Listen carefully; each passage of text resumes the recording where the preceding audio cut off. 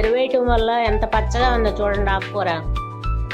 ఇదిగోండి చుక్కకూర ఒక 4-5 చెట్లే ఉన్నాయి. ఈ వంగ చెట్లలో మధ్యలో పెడుతున్నాను. ఈ కొమ్మలు నాటితే మొక్కలు అవుతాయండి. మీరు కూడా పాలకూర చుక్కకూర కొమ్మలు నాటండి. ఇదిగో ఈ చెత్తలు మొలిచేయండి. నేను చెత్త ఎరువుగా వేశాను కదా, ఈ చిక్కుడు మొక్కలు అయితే వచ్చాయి.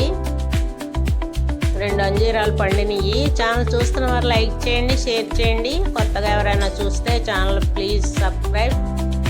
చూడండి మా అంజీరా పళ్ళు చాలా సైజు పెరిగాయండి, పెద్దగా వచ్చాయి. ఈ వంగ మొక్కలు నాకు చెత్తలోనే మొలిచాయండి.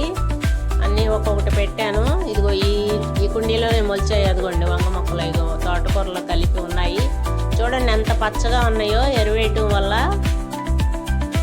చాలా పుష్టిగా ఆరోగ్యంగా పెరుగుతున్నాయి. సొర చెట్టు ఒకటి మొలిచింది. లైక్ ఇవ్వటం మర్చిపోవద్దు. కొత్తగా ఎవరైనా చూస్తే ప్లీజ్ సబ్స్క్రైబ్. ఓకే బాయ్ అండి.